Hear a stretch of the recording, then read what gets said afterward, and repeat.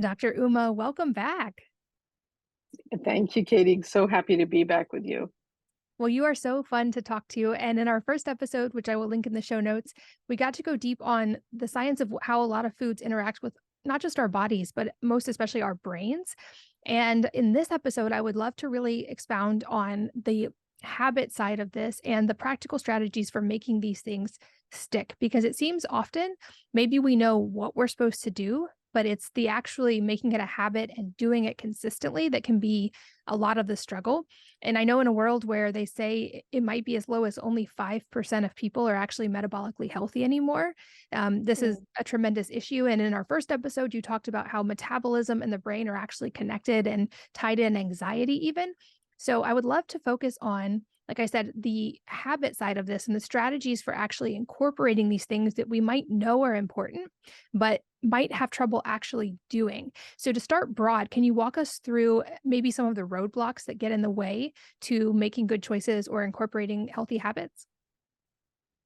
Sure. I think that's not only a great question, it's so relevant because I'm a big firm believer that many people know what healthy foods are, but it's really hard for us to make that choice. Sometimes I feel that there's an education gap. And by that I mean, we don't always know why should we eat the broccoli. Everyone says it's healthy, but what is the reason? And I think that education gap is something we want to fill. But I'll start off with saying the environment is super important with our kids, with our families, with any one of us.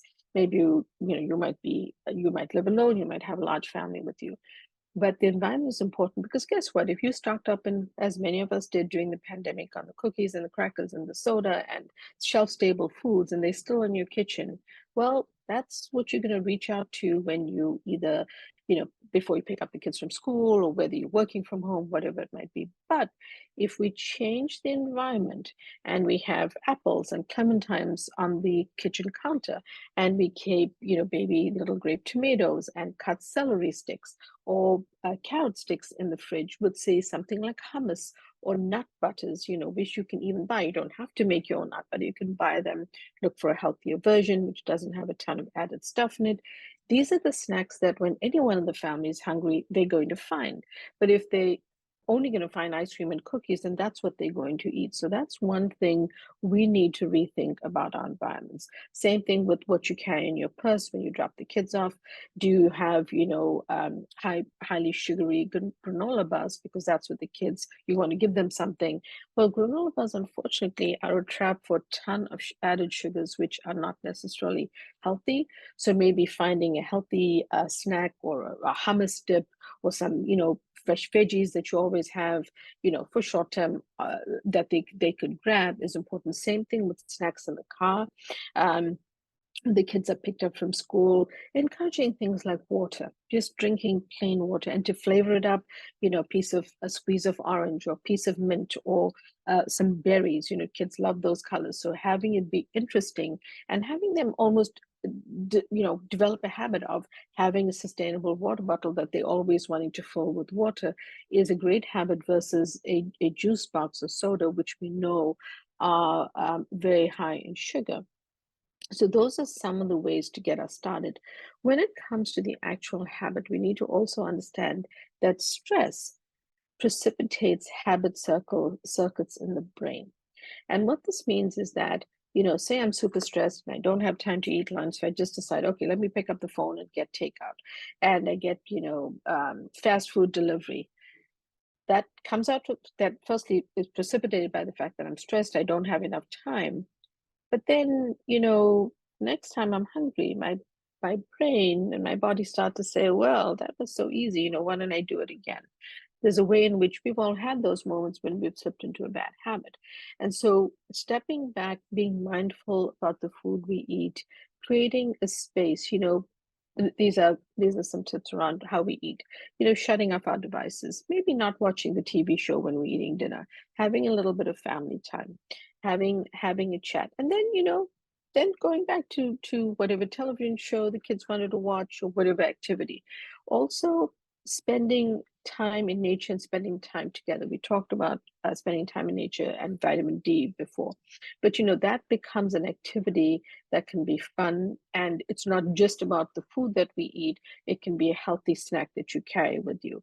But those types of things, we want to move away from the craving cycle, and sugar has been shown in research to tap into the same brain receptors, the dopamine receptors, as street drugs like cocaine. So our kids eating candy all the time is not good for them. All we're doing is impacting their metabolic health. They're gaining weight. They are not going to be metabolically fit. They're going to develop insulin resistance over time. But most importantly, they also are going to develop that craving where they can't do without it. Now, do I mean don't have cake on your birthday? Not at all. I'm not, and I'm not about everything being one side or the other. I'm saying let's just do this in moderation.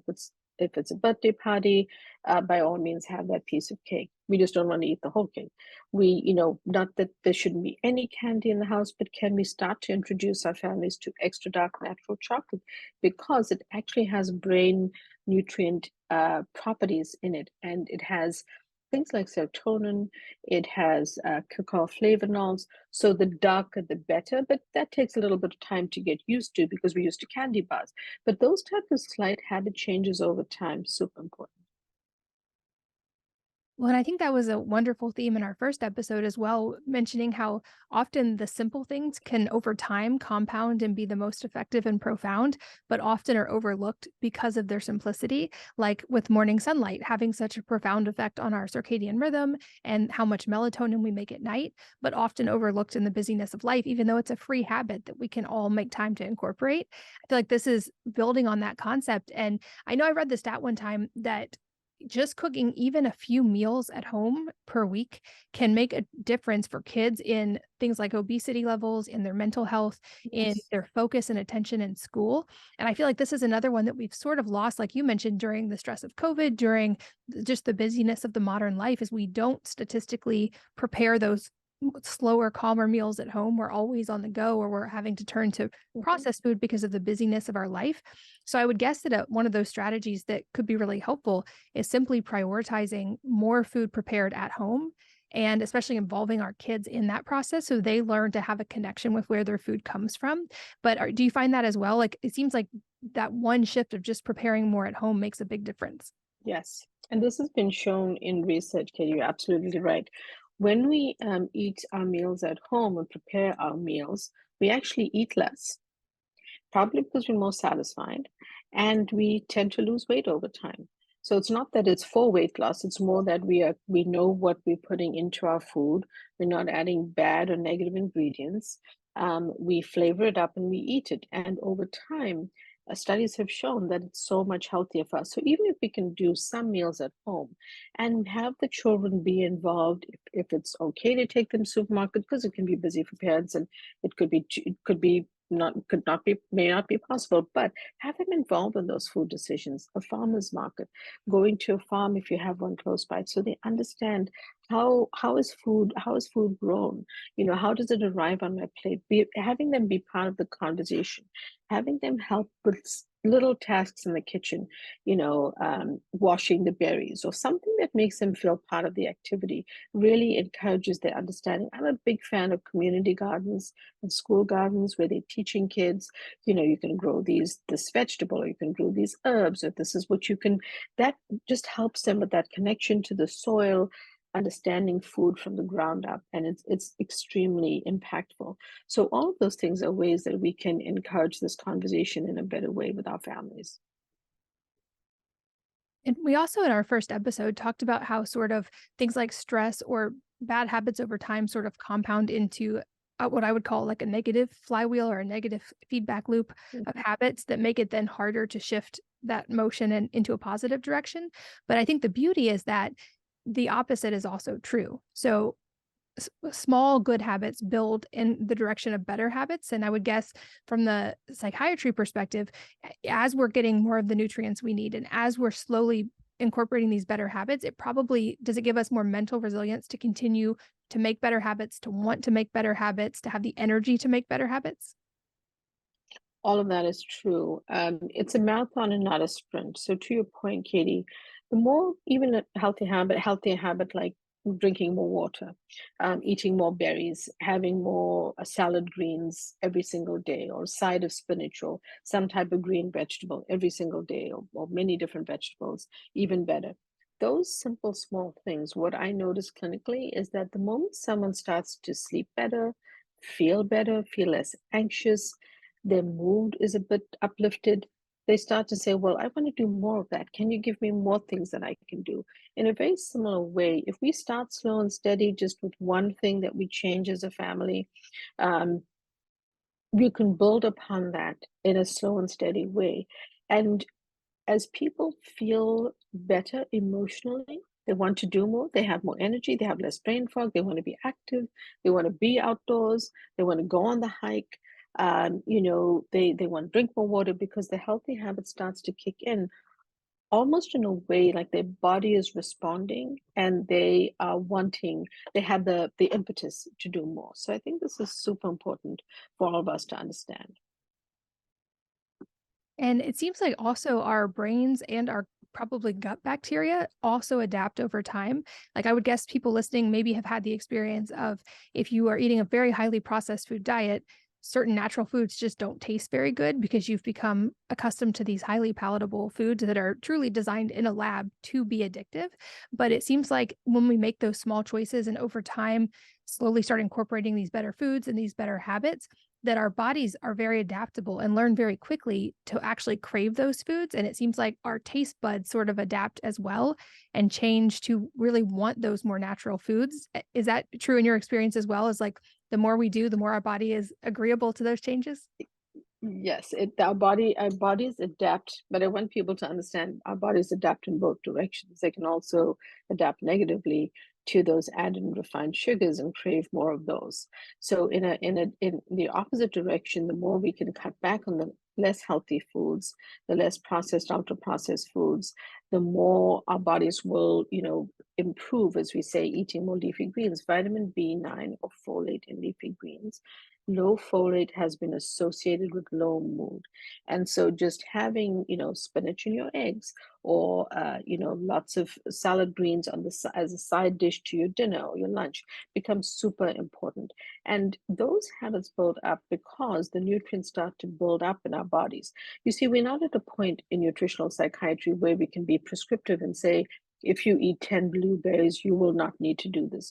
What we need to do at this point and where the research is at is we know these positive foods have positive effects, but the more we can incorporate them. So I talk about a nutritional psychiatry plate, and I want most of that plate to be lots of different colored vegetables. And I don't mean different colors of potatoes. I mean, definitely have a little bit of sweet potato, but I really want those leafy greens, those cruciferous vegetables, the different colors, the peppers. I want you to have a clean protein. If you're plant-based, maybe it's baked tofu. And if you eat everything else, it could be chicken, beef, whatever it is that you eat, and prepared in a healthful way. And then healthy fats like avocado oil, piece of avocado, and some form of whole grain. We tend to be afraid these days. We hear about carbs and low carbs. Well, they're carbohydrates, but healthy carbohydrates and vegetables.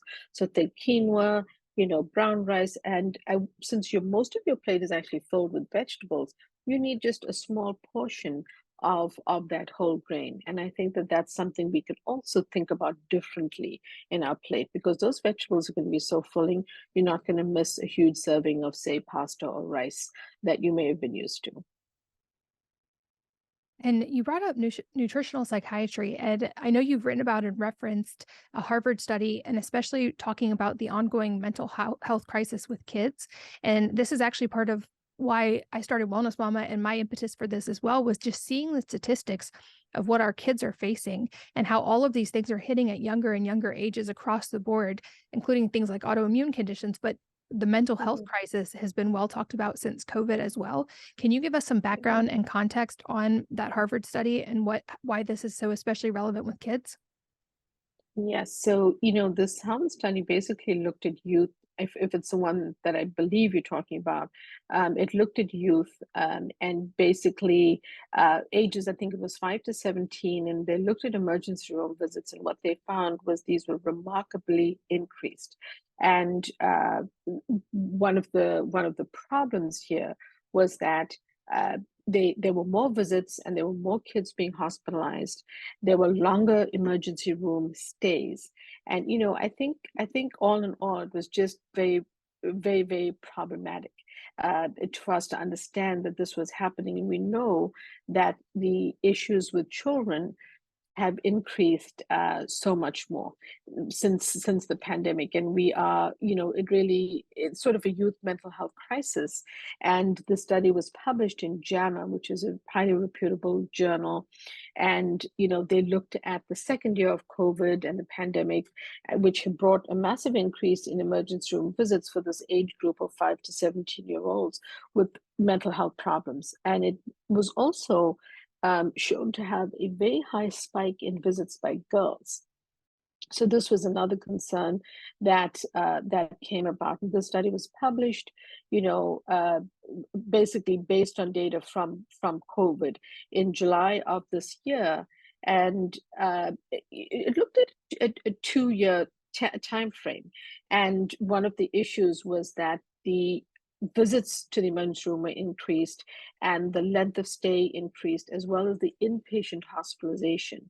So this was overall, quite significant, indicating that there was so much of use of the emergency room for this age group during the pandemic that they were in some kind of distress that was leading to these emergency room visits.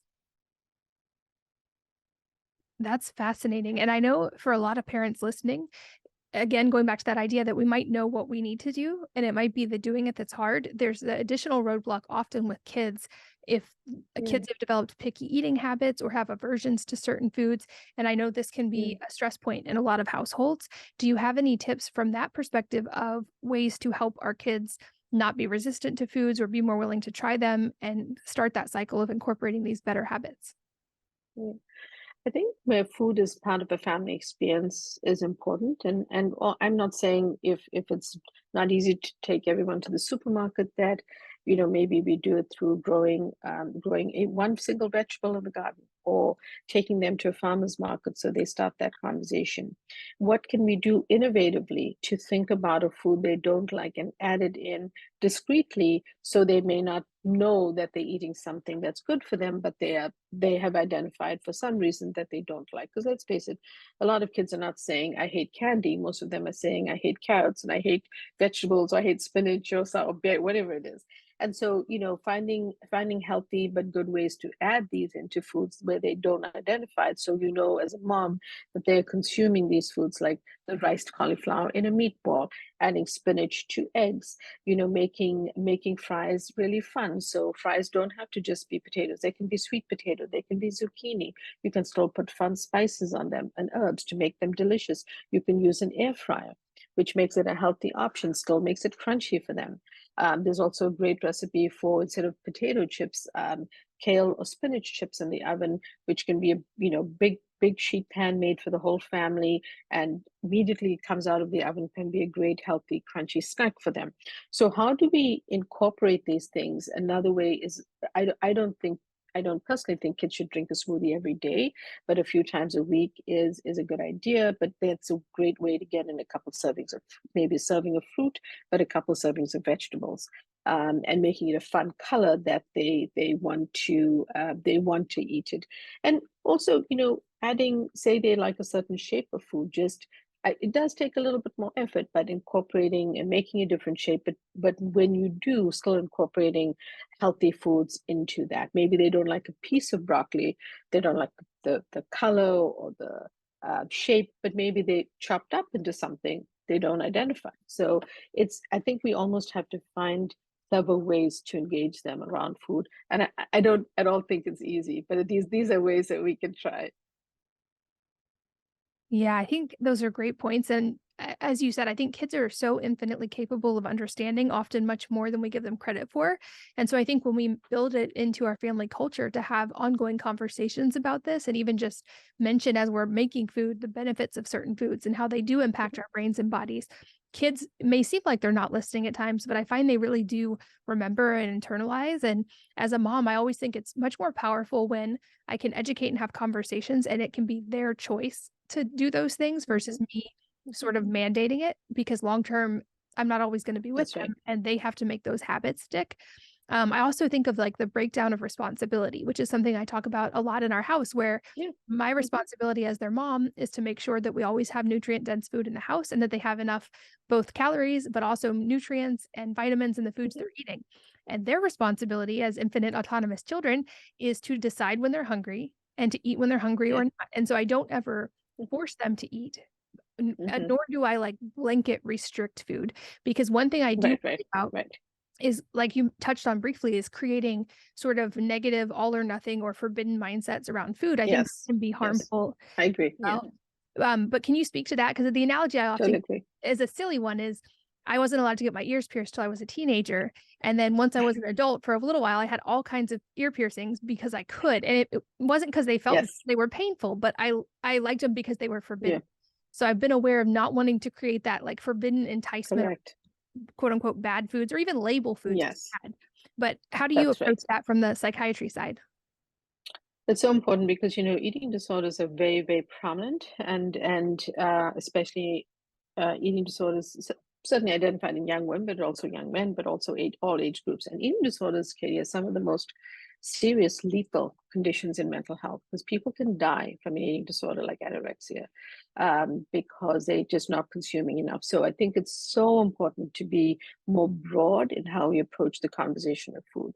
I don't believe in demonizing any food. I don't believe in this kind of eat this, not that mentality. You can never have something because that really, like you said, I love that story about your ear piercings. It just made you, oh, now I want to get everything pierced in my ears and get it, and it wasn't even that you wanted it because it was something you were told you couldn't have. Similarly with food, I like to suggest to parents, and I don't think it's easy, so I will start off by saying that say they're part of the supermarketing or the farmers market experience, whichever however you do your shopping. It's okay for them to ask for one thing that they like, but I wouldn't.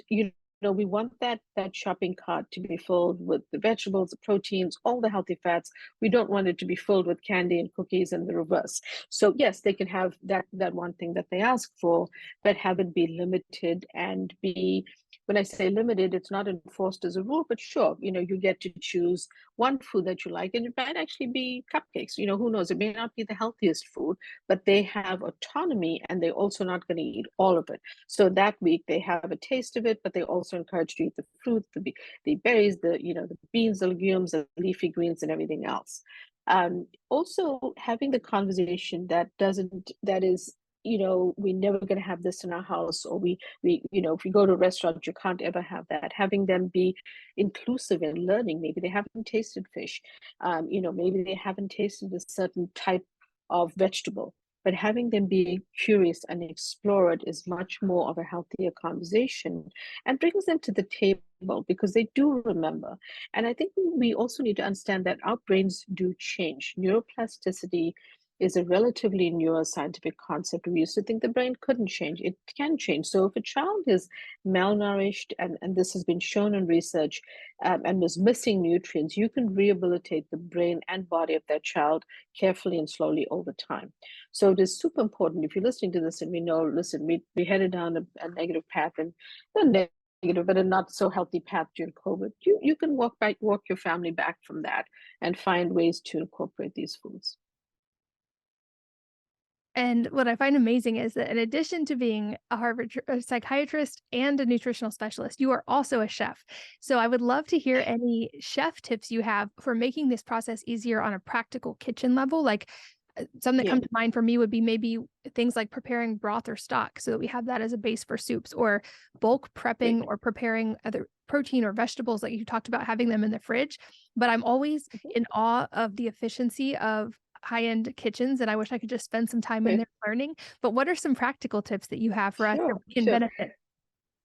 Definitely. So, I love the idea of broths and soups. Let me just start off. Say you've had a roast chicken, you can make with the bones that are left over, you can make broth from that, add in some vegetables, you get a delicious broth.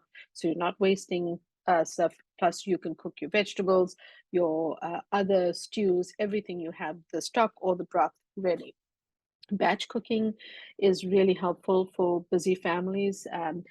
Steaming your vegetables or roasting them ahead of time, do it on a big sheet pan and then put it into smaller containers or keep it in a large container and use a certain amount every day. That's already prepared. You can, for 2 to 3 days at a time, do a sheet of baked chicken. Maybe for the next part of the week, do a sheet of baked salmon. You can use an air fryer because in an air fryer, you get that crispy texture without deep frying something. I love sheet pan meals for busy families because you can cook a large batch at a time, cool it, and then put it into storage for a few days at a time. I also love prepping lovely big salads because you can keep it in a large bowl in the fridge. And all you need to do for, say, your dinner or when the family's eating together, because most times kids are away at school for lunch, that is a ready-made salad that you've put together and you just add a little bit squeeze of lemon or a little bit of dressing that you've made that they can enjoy. So, but it becomes a habit. We always have a salad with dinner. We always have a salad, something, something. So it becomes something you get used to. Freezing things and frozen foods, super helpful. So things like using a cookie pan, a cupcake pan, to make little mini quiches that you can bake, cool, and flash freeze so you have an easy breakfast in the morning. All you do is heat those up. Maybe you have six at a time. You heat them up in the microwave and they have an easy, nutritious breakfast, or for a mom on the go. That could also be for mom on the go. Chia seed puddings in little cups that are ready. You can make them for a few days at a time. Easy snack or easy breakfast. Also, another tip to remember is that frozen vegetables and fruit in this country are flash frozen. So if you don't have the time to clean the cauliflower and do the broccoli, frozen batches of frozen foods are fine. Just make sure they don't have added sauce, sugar, or salt in them. So if they just pure frozen cauliflower, frozen broccoli, great choices. Put them in a glass dish, steam them in the microwave, and you've got your side dish ready to go. You can add, or you can even oven roast them. And also the last tip is, canned beans, things like chickpeas and black beans, great choices for the kids. Canned salmon, a great choice for a quick lunch on the go. Those are actually healthy options for us to choose. And lastly, any favorite meal suggestions that you would encourage people to add to their weekly rotations? Like I know I've learned to make curries even with leftovers because you can add flavors and Right. it becomes a very actually quick meal that is incorporating, like you mentioned in the first episode, lots of spices and herbs, and you can hide a lot of nutrient dense ingredients in there. But any other recommendations on easy meals that moms can make that help incorporate a lot of these things we've talked about? So I think I go back to the sheet pan meals because leftovers can be put into a soup or a stew. They can be used for lunch. They can be used for your lunch if you're working from home. Another one is just cooking a large batch of soup for a few days at a time and having that be maybe for one day it's the meal with some side vegetables. And for another day it's a smaller portion, but you've built up, say, some added vegetables or different, say, baked protein that you've done with that as well.